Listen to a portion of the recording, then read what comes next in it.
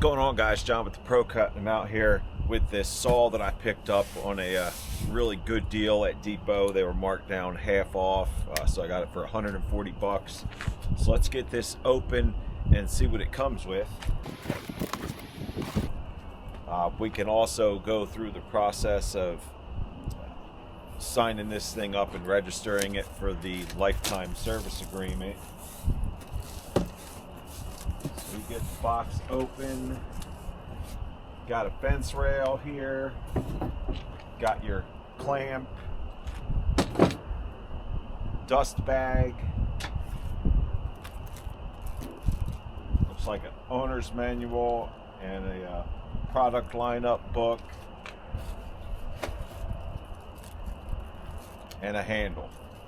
Alright, so from there, you take out your top piece of styrofoam, and then on the inside you've got a there's a big zip tie holding that in place and a little piece of styrofoam here. So I'm going to go ahead and cut that zip tie and we can get this thing out of the box.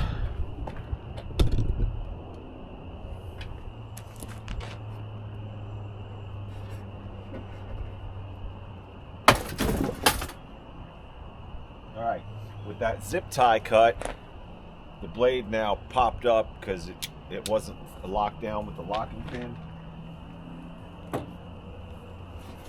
Alright, so we got this piece of styrofoam.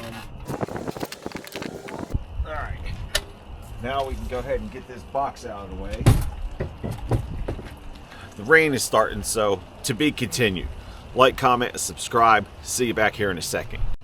Alright, so we've moved in here out of the rain.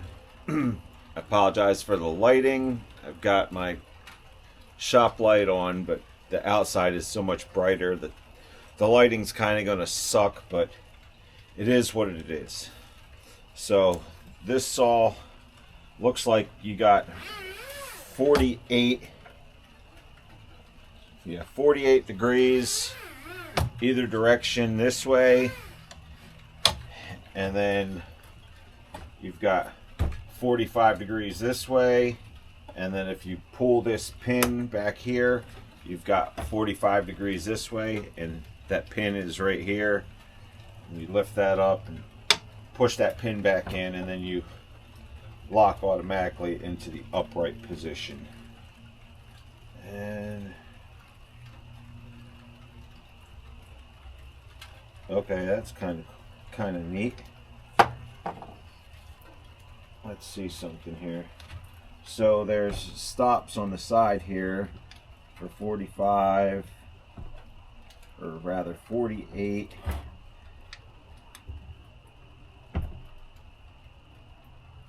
33, what is that, 33.9, 48, and 45. So this is saying, yeah, okay, so you can go to 48. You can go to 48 on this bevel as well. Good to know. I don't think my little Ryobi had that. We're going to compare this Ridgid cordless 7 1/4 inch miter saw to my corded Ryobi one in another video. But for now, let's finish setting this thing up. So it does have a locking pin. This locking pin feels a lot nicer than the little one on the Ryobi, a lot easier to use, and it is on a slide, and then there's a locking screw to where you can lock it back or forward or anywhere in between that you need to lock it. Alright, now let's get this handle on here, see what it takes. Alright, and our Allen key storage is right there in the handle, and these go on with an Allen key as well. So you're going to take these bolts out, careful not to lose the nut on the back side, and then Once you have those off, you can go ahead and put it up here onto the saw. Get your bolts started back in. Okay, so you can't use this is a screwdriver on the long end, so you can only use these things one way, this Allen key. That's a little inconvenient, not gonna lie. All right, and I just dropped one of these nuts. Okay, and these are nylock nuts, that's good. So I'm gonna get that back into place there and get this thing started. Okay, there's no markings on this to tell what size it is, but I'm gonna figure out what size this is and grab a T-handle. Give me 1 minute. 5mm on the T-handle will work. That way we can make quicker work of getting these bolts into place here, because it was just going to take a lifetime with that other Allen key. That one's fine for making quick adjustments, but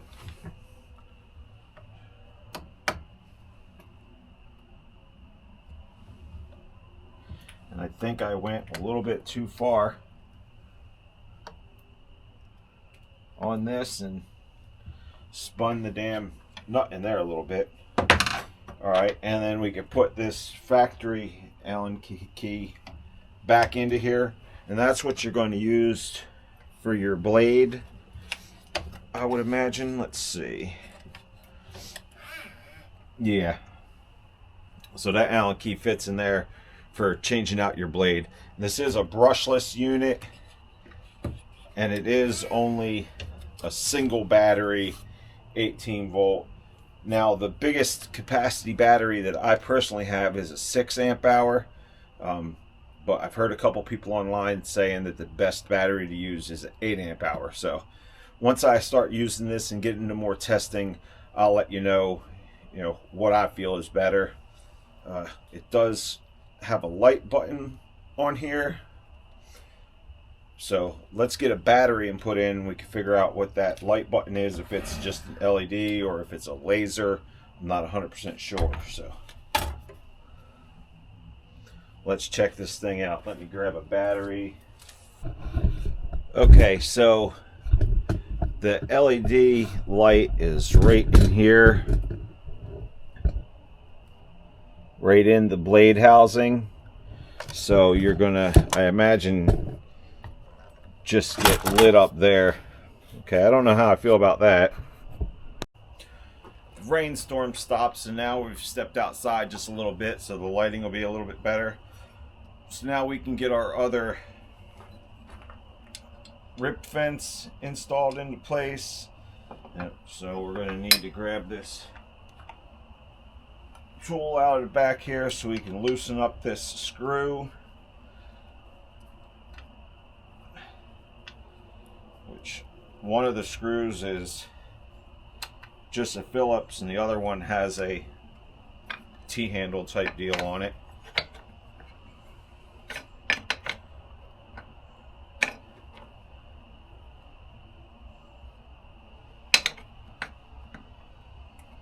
Let's see. Yeah, that's got it. Okay, so it does just slide in and out here. Now we can go ahead and tighten this down some. It should tighten in far enough to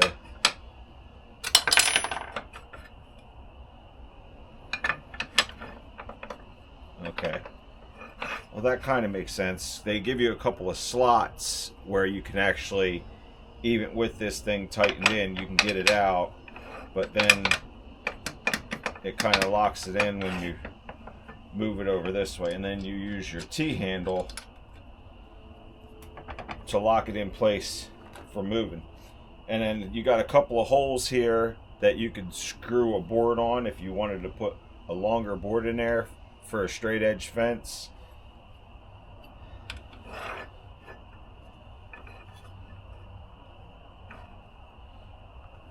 And then, like I said, it's real easy to take that off if you need to. Then the clamp can be used in either side, and that's got a couple of, it's got a split ring here or a split ring here to keep this part onto your clamp, and that just locks into there or on the other side, and then it's free to rotate around, and then you could put it down onto your piece of lumber or whatever you're cutting, and then you've got this screw clamp, and then it just kind of, it friction fits into place. As far as this sliding and this thing in here is just a friction fit. This bar has knurling on it,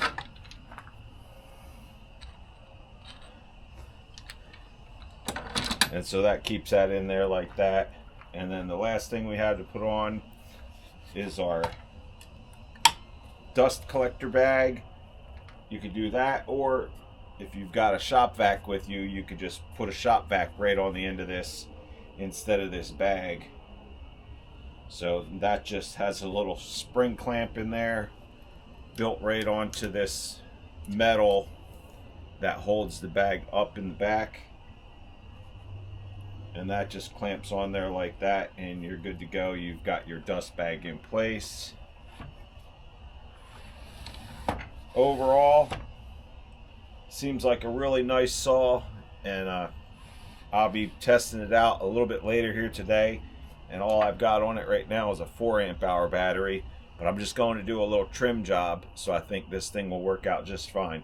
And like I said, I'll do a video here in a little while comparing this saw to my corded Ryobi saw, and what I call these are my trim saws, because they're compact, lightweight, easy to take in and out of a job, really good for doing trim work where you don't need to have a big 10 or 12 inch miter saw with you.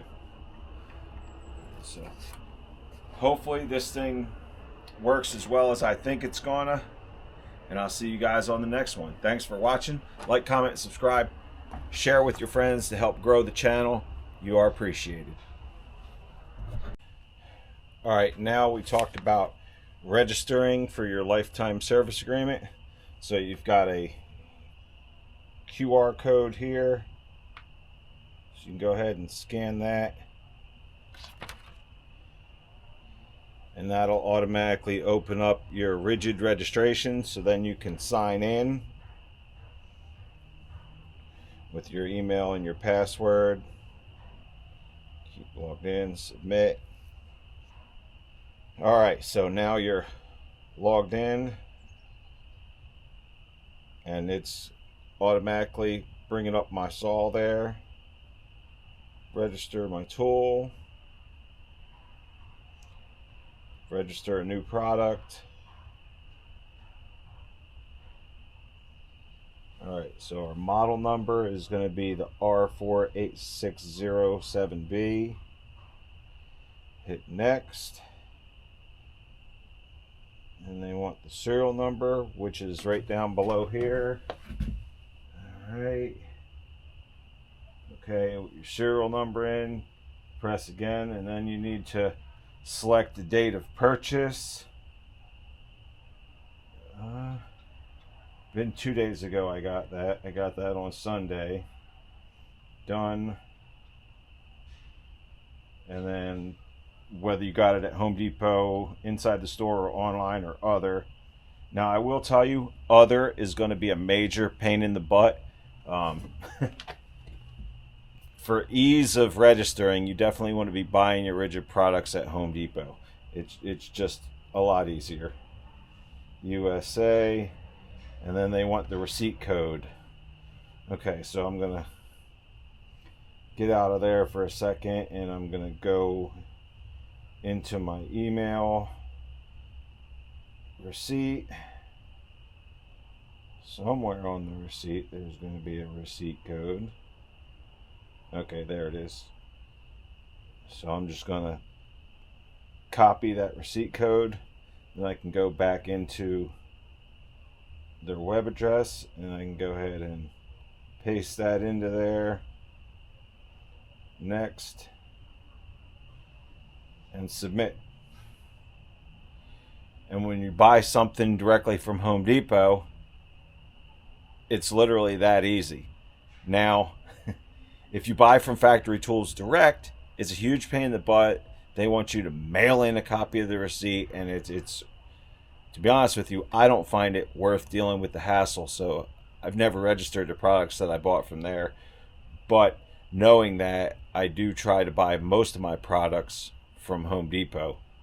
So that's all it takes to register. It's really easy if you got a smartphone and a digital copy of your receipt from Home Depot, and then you just scan this QR code and boom, now it's registered, and it's got the lifetime service agreement, which if you buy a kit that includes batteries, it includes the batteries, and even now the new stuff, the batteries straight up are just registered and warranted for life. So it's a pretty good deal on that part, and so far I've only had to use it twice, and it was really easy to do that as well. So now you know how to register your product. Give me a thumbs up, comment down below with any issues or anything that you may have had with Ridgid's lifetime service agreement, and I'll see you on the next one. Thanks for watching.